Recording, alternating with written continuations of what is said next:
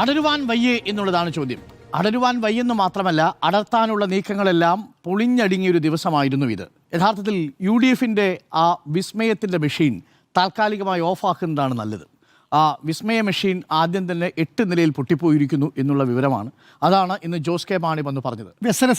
അതെ, വ്യസന സമേതം അറിയിക്കുന്നു എന്നുള്ളതാണ്. അപ്പോൾ ഇനി ആ വിസ്മയം ഉണ്ടാക്കുന്ന യന്ത്രം താൽക്കാലികമായി UDF ഓഫാക്കുന്നതായിരിക്കും നല്ലത്. 2 കാര്യങ്ങൾ ഞാൻ ആദ്യമേ പറയാം.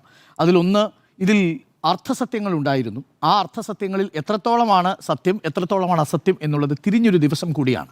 ജോസ് കെ മാണിയെ പ്രതി, കേരള കോൺഗ്രസിനെ പ്രതി ഉണ്ടായ ചർച്ചകളിൽ. അതിനു മുമ്പ് ഇന്ന് വളരെ ഗംഭീരമായൊരു വാചകമാണ് ജോസ് കെ മാണി പറഞ്ഞത്. ലൂക്കായുടെ 23-ാം അധ്യായം 28-ാമത്തെ വാക്യത്തിൽ കുരിശിലേറ്റാൻ കൊണ്ടുപോകുന്ന സമയത്ത് യേശുക്രിസ്തു പിന്തിരിഞ്ഞു നിന്ന് തന്നെ പ്രതി കരയുന്ന ജെറുസലേമിലെ ആളുകളോട് പറയുകയാണ്, ജെറുസലേമിലെ പുത്രിമാരെ, നിങ്ങൾ എന്നെ പ്രതി കരയേണ്ട, നിങ്ങളെയും നിങ്ങളുടെ മക്കളെയും ഓർത്ത് കരയൂ എന്നുള്ളതാണ്. കുരിശിലേറ്റാൻ കൊണ്ടുപോകുന്ന സമയത്താണ് എന്നുള്ളതാണ് അതിലൊരു തമാശ. അതാണ് highlight.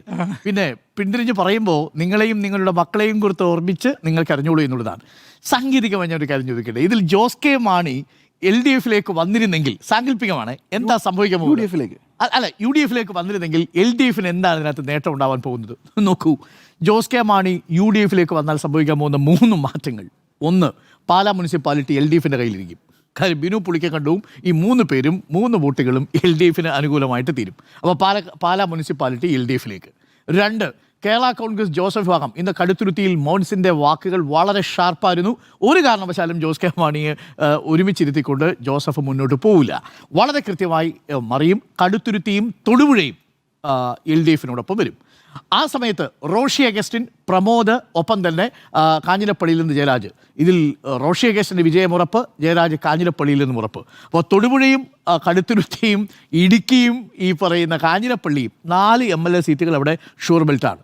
Mani C Kappan, that is a third effect. Mani C Kappan മണ്ഡലത്തിൽ പ്രചരണം തുടങ്ങാൻ പോവുകയാണ്. മാണി സി കാപ്പൻ ഒരു കാരണവശാലും പാല വിട്ടുകൊടുത്തൊരു കളിയില്ല. മാണി സി കാപ്പൻ നേരെ LDFിലേക്ക് വരും. അങ്ങനെ വന്നാൽ ഇപ്പോൾ 5 MLA കേരള കോൺഗ്രസ് എമ്മിൻ്റെ വിഭാഗത്തിൽ നിന്നുണ്ട്. ഇനി ജോസ് കെ മാണി പോയാലോ? ജോസ് കെ മാണിയെ മാറ്റി നിർത്തിയാൽ ബാക്കിയുള്ള കേരള കോൺഗ്രസ് മാണി വിഭാഗത്തിൽ നിന്നും 3, പോട്ടെ 2, തൊടുപുഴയും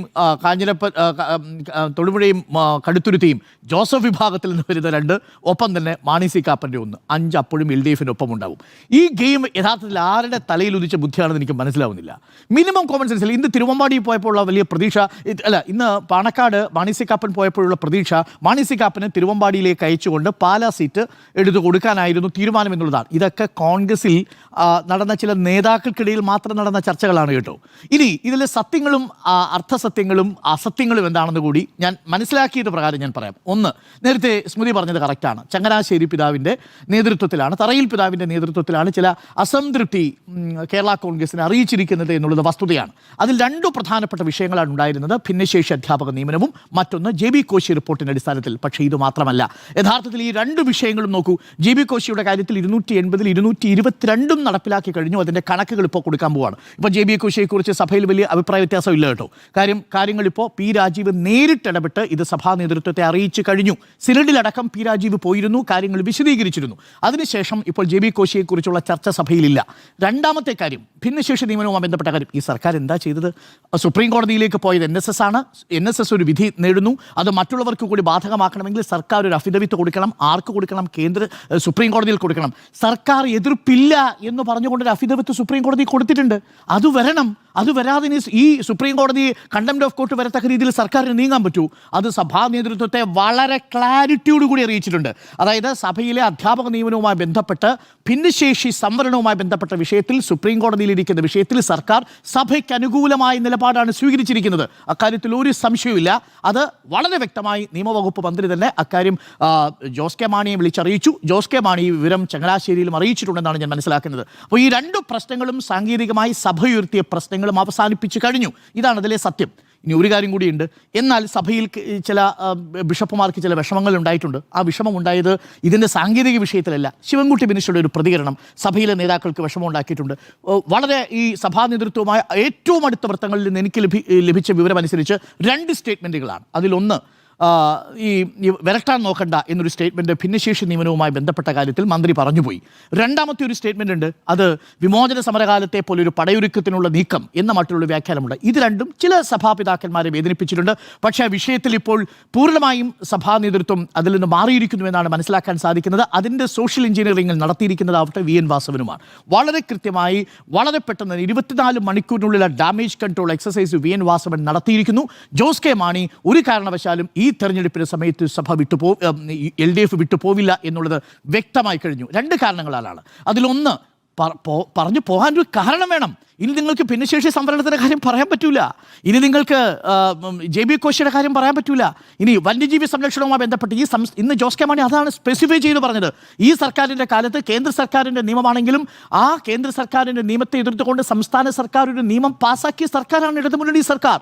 ഈ സർക്കാരിൻ്റെ കാലത്താണ് ഏറ്റവും കൂടുതൽ പട്ടയങ്ങൾ വിതരണം ചെയ്തത്. 4,10,000-ലധികം പട്ടയങ്ങൾ വിതരണം ചെയ്തു. മലയോര കർഷകരുടെ 2 പ്രധാനപ്പെട്ട പ്രശ്നങ്ങളുടെ കാര്യത്തിലും സർക്കാർ അനുഭാവപൂർവ്വമായ നിലപാട് സ്വീകരിച്ചു. ഇതിനും അപ്പുറം എന്ത് നിലപാടാണ് സ്വീകരിക്കേണ്ടത്? ഇതല്ലേ നിങ്ങൾ എന്താ പറയാൻ പോകുന്നത്? ഭരണം നഷ്ടപ്പെടും എന്നുള്ളത് കൊണ്ട് പാർട്ടി മാറാൻ പോകുന്നു എന്നൊരു നിലപാടെടുക്കാൻ പറ്റൂ? LDFിലേക്ക് ഈ പാർട്ടി വന്നത് വ്യക്തമായ രാഷ്ട്രീയ തീരുമാനത്തിന്റെ അടിസ്ഥാനത്തിലായിരുന്നില്ലേ? ചവിട്ടിപ്പുറത്താക്കിയപ്പോഴല്ലേ LDF അഭയം കൊടുത്തത്?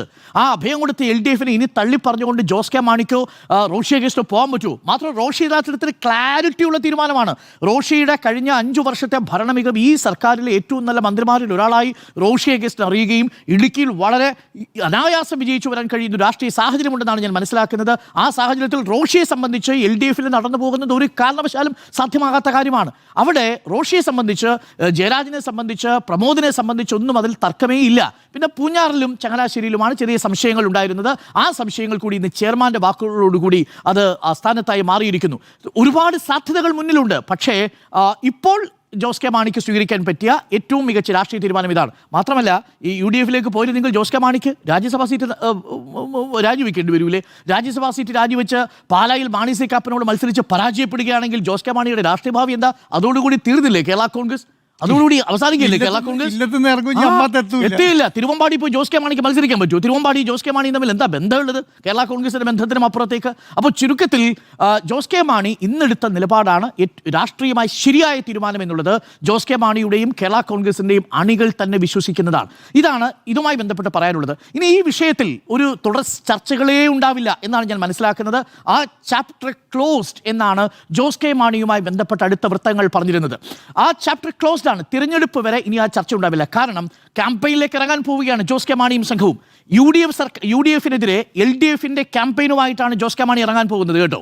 LDF തുടരും എന്ന് തന്നെയാണ് ജോസ് കെ മാണി പറയാൻ പോകുന്നത്. മാത്രവുമല്ല, UDFിന്റെ കാലത്തെ പോളിസികളെ എതിർത്തുകൊണ്ട് ജോസ് കെ മാണി ഈ ക്യാമ്പയിനിൽ സംസാരിക്കാൻ പോവുകയാണ്. ഈ 6-ാം തീയതി നടക്കാൻ പോകുന്ന മധ്യമേഖലാ ജാഥയിൽ അതാണ് രണ്ടാമത്തെ പ്രധാനപ്പെട്ട ഒരു അർത്ഥസത്യവും ഒരസത്യവും. നമ്മൾ റിപ്പോർട്ട് ചെയ്ത എന്താ? ജോസ് കെ മാണി ഈ ജാഥയിൽ പൂർണ്ണ സമയം ഉണ്ടാവില്ല. അത് സത്യമാണ് താനും. ജോസ് കെ മാണി ആ വിഷയം ജയരാജനെ ധരിപ്പിച്ചുവെന്ന് നമ്മൾ റിപ്പോർട്ട് ചെയ്തു. അതും സത്യമാണ്. പക്ഷേ അതിനെ വ്യാഖ്യാനിച്ച രീതി എന്താ? ജാഥയിൽ പങ്കെടുക്കാത്തത് കൊണ്ട് ജോസ് കെ മാണി LDFിൽ നിന്ന് പോകുന്നു. അങ്ങനെയല്ല. ജോസ് കെ മാണിക്ക് വ്യക്തിപരമായ കാരണങ്ങൾ ഉള്ളതുകൊണ്ട് 6 ദിവസം ജയരാജൻ സാറിനോട് ചോദിച്ചിരുന്നു, എൻ ജയരാജനോട് ചോദിച്ചിരുന്നു ഈ മധ്യമേഖലാ ജാഥ 6 ദിവസം എനിക്ക് പകരം താങ്കൾ നയിക്കുമോ? അത് നയിക്കും. ഉദ്ഘാടന ദിവസവും ഉണ്ടാവും, സമാപന ദിവസവും ഉണ്ടാവും. 2-3 ദിവസങ്ങളിൽ ജോസ് കെ മാണി ഒപ്പം ഉണ്ടാവും. ആ ക്യാമ്പയിൻ LDFിന് വേണ്ടിയുള്ള ക്യാമ്പയിനാണ്.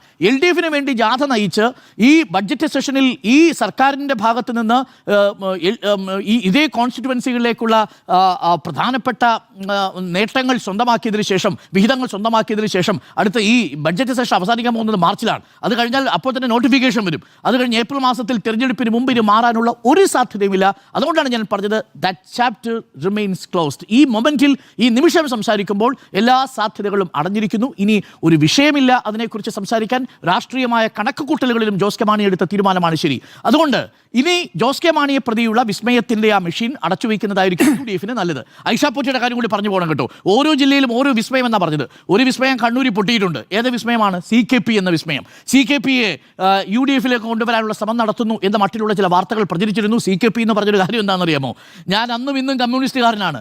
എന്നെ 2 മാസം മുമ്പ് സുധാകരൻ വന്ന് കണ്ടിട്ട്, കുറച്ച് നേതാക്കൾ കൂടി വന്ന് കണ്ടിട്ട് അന്നത്തെ പടം എടുത്ത് ഇന്നിപ്പോൾ പ്രചരിപ്പിക്കുകയാണ്. ഞാനിപ്പോൾ കമ്മ്യൂണിസ്റ്റ് പാർട്ടി വിട്ട് കോൺഗ്രസ് കോൺഗ്രസിലേക്ക് പോകുമെന്നുള്ളത്. ഈ പാർട്ടിയിൽ തന്നെയാണ് ഞാൻ ജീവിച്ചത്, ഈ പാർട്ടിയിൽ തന്നെയാണ് ഞാൻ തുടരാൻ തീരുമാനിച്ചിരിക്കുന്നത്, അസത്യപ്രചരണം നിർത്തിയില്ലെങ്കിൽ നിയമ നടപടി സ്വീകരിക്കുമെന്നാണ് CK പത്മനാഭൻ പറഞ്ഞിരിക്കുന്നത്. അപ്പോൾ CK പത്മനാഭനെ പ്രതിയുള്ള UDFന്റെ വിസ്മയ മെഷീനും അവിടെ പൂട്ടി. പിന്നെ കോട്ടയത്ത് നിന്നാണ് സുരേഷ് കുറുപ്പിനെ പ്രതിയായിരുന്നു മറ്റൊരു വിസ്മയ മെഷീൻ പ്രവർത്തിപ്പിച്ചിരുന്നതാണ് മനസ്സിലാക്കുന്നത്. അത് സുരേഷ് കുറുപ്പും അടച്ചു വെച്ചിട്ടുണ്ട്. പിന്നെ കൊട്ടാരക്കരയിലേക്ക് വരുമ്പോൾ ഐഷ പോറ്റിയുടെ കാര്യത്തിലാണ്. ഐഷ പോറ്റിയുടെ കാര്യത്തിൽ CPM-ന് ഒരാശങ്കയുമില്ല എന്നുള്ളതാണ്. കാരണം എന്തെന്ന് വെച്ചാൽ CPM കൊല്ലം ജില്ലയിൽ ഒരു നേതാവിന് കൊടുക്കാൻ പറ്റാവുന്ന പരമാവധി കൊടുത്ത നേതാവിൻ്റെ പേരാണ് ഐഷ പോറ്റി. 2000-ൽ CPM-ലേക്ക് എത്തി, 2006 വരെ ജില്ലാ പഞ്ചായത്ത് പ്രസിഡന്റായി, അവസാനത്തെ ടേമിൽ ജില്ലാ പഞ്ചായത്ത് പ്രസിഡന്റായി, അതിനുശേഷം വീണ്ടും ജില്ലാ പഞ്ചായത്തിൽ തിരഞ്ഞെടുക്കപ്പെട്ട് അതിനുശേഷം ജില്ലാ പഞ്ചായത്തിൽ അംഗവും പ്രസിഡന്റുമായിരിക്കവേ നിയമസഭയിലേക്ക് മത്സരിപ്പിച്ച് മുതിർന്ന നേതാവ് രാജഗോപാലിനെ പോലും പരിഗണിക്കാതെ ജില്ലാ കമ്മിറ്റിയിലേക്ക് പരിഗണിച്ച നേതാവാണ് ഐഷ പോറ്റി. 3 ടേം 15 വർഷം കൊല്ലം ജില്ലയിൽ CPM-ൽ കൊട്ടാരക്കരയിൽ MLA ആയിരുന്ന ആളാണ് ഐഷ പോറ്റി. ആ ഐഷ പോറ്റിയെ അന്ന് ശക്തൻ സ്പീക്കർ സ്ഥാനത്തേക്ക് മത്സരിക്കുമ്പോൾ പ്രതിപക്ഷത്തേക്ക് മത്സരിപ്പിച്ചു ഈ ഐഷ പോറ്റിയെ. നോക്കൂ, ഏറ്റവും പ്രധാനപ്പെട്ട കാര്യം, ഈ 15 വർഷം MLA ആയും 6 വർഷത്തോളം ജില്ലാ പഞ്ചായത്തിലും അംഗവും പിന്നീട് പ്രസിഡന്റുമായിട്ടും പദവി കിട്ടിയ ഏത് CPM വനിതാ നേതാവുണ്ട്? ഏത് CPM വനിതാ നേതാവുണ്ട് കൊല്ലത്ത് ഈ ഐഷ പോറ്റി അല്ലാതെ? അപ്പോൾ ഐഷ പോറ്റിക്ക് എന്താ പ്രശ്നം? കാറ് വെച്ച്, കൊടി വെച്ച കാർ അല്ലെങ്കിൽ ബീക്കൺ ലൈറ്റ് വെച്ചൊരു കാറ്, അധികാരത്തിൻ്റെ കാർ ഇല്ലാത്തതാണ് ഐഷ പോറ്റിക്ക് പ്രശ്നമെങ്കിൽ അങ്ങനെയുള്ള ഒരാൾ CPM-ൽ തുടരാതിരിക്കുന്നത് തന്നെയാണ് നല്ലത് എന്നുള്ളതാണ് എൻ്റെ ടേക്ക്. മാത്രമല്ല ഒരു കാര്യം കൂടി പ്രേക്ഷകർ അറിയണം, ജില്ലാ കമ്മിറ്റിയിലേക്ക് ഐഷ പോറ്റി എടുക്കുന്ന സമയത്ത് എതിർപ്പുണ്ടായിരുന്നു അവിടെ. മുതിർന്ന നേതാവ്, എനിക്കൊന്ന് രാജഗോപാലാണെന്ന് തോന്നുന്നു, രാജഗോപാലിനെ പരിഗണിക്കുന്നതിന് പകരം ഐഷ പോറ്റിയെ പരിഗണിക്കുമ്പോൾ 21 ജില്ലാ സമ്മേളനങ്ങളിൽ ഒരിടത്തിൽ പോലും ജില്ലാ കമ്മിറ്റി മീറ്റിംഗിൽ, സമ്മേളനമല്ല ജില്ലാ കമ്മിറ്റി മീറ്റിംഗുകളിൽ ഒരു കമ്മിറ്റി മീറ്റിംഗിൽ പങ്കെടുത്തിട്ടില്ല ഐഷ പോറ്റി, ജില്ലാ കമ്മിറ്റി അംഗമായിരിക്കെ. അപ്പോഴെല്ലാം പറഞ്ഞ കാര്യം എന്താണെന്നറിയാമോ? ഏറ്റവും ഒടുവിൽ ബാലഗോപാൽ ഈ നിയർ ഹോം പദ്ധതിയുടെ ഉദ്ഘാടനത്തിന് വേണ്ടി ക്ഷണിക്കുമ്പോൾ ഐഷ പോറ്റി പറയുന്നൊരു വാചകമുണ്ട്, ഹെൽത്ത് ഇഷ്യൂ ഉണ്ടെന്ന്. ഹെൽത്ത് ഇഷ്യൂ ഉള്ള ഐഷ പോറ്റിയാണ് ലോക് ഭവന് മുന്നിൽ പോയിട്ട് കോൺഗ്രസിലേക്ക് ചേരാൻ പോകുന്നത്. ഇത് ജനങ്ങൾ കണ്ടുകൊണ്ടിരിക്കുകയാണെന്ന് പറയാൻ വേണ്ടി പറഞ്ഞതേ ഉള്ളൂ.